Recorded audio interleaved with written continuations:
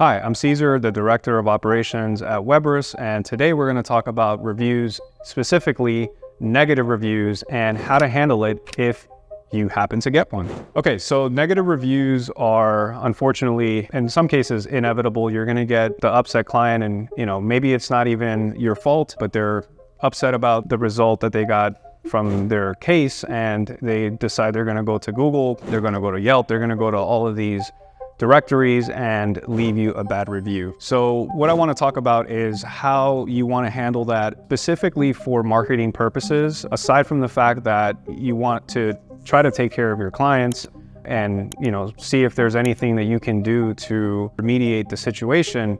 But if there isn't, and if they're being unreasonable, there are steps that you can take so that it doesn't affect or it doesn't ruin your online reputation. So the first thing is, number one is bury the review. Get as many 5-star, high quality, good reviews as possible, where it makes that 1-star review just irrelevant and unimportant. You just bury it with good reviews and it won't have as much prominence, as much visibility, and affect your reputation. Number two is to submit a remediation form to whatever platform you got the bad review on. So all of these platforms like Yelp, Avo, Google Business Profile have a way that you can submit a form to dispute the negative review, and they have a set of default reasons. All you need to do is select one of those and send it off, and typically it takes about a week or two for them to give you a response. Okay, number three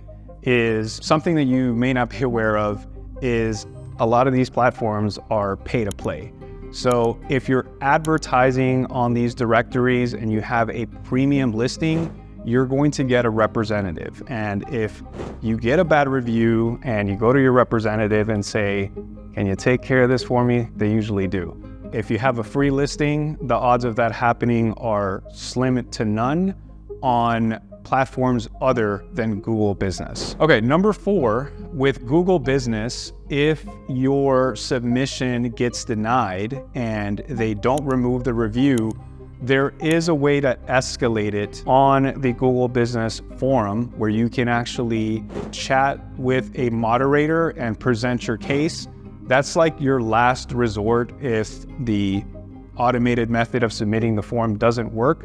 There is still a way that you can escalate it to a moderator where you can go into more detail about your situation and potentially get it removed that way. Okay, number five, if you've tried everything, you've submitted form, you've tried through the moderator to get it removed and nothing worked, the review sticks, your last course of action, your last recourse here is to reach out to the individual that left the negative review and see if you can make things right to the point where they're willing to go in and either update the review or remove it altogether.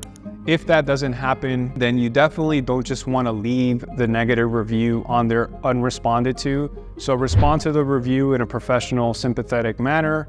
And this, you're writing it more from the perspective of what other potential clients are going to see when they read that negative review, or they're going to judge by how you respond to that review. So yeah, just don't leave it without being responded to. Respond to all reviews, whether good or bad.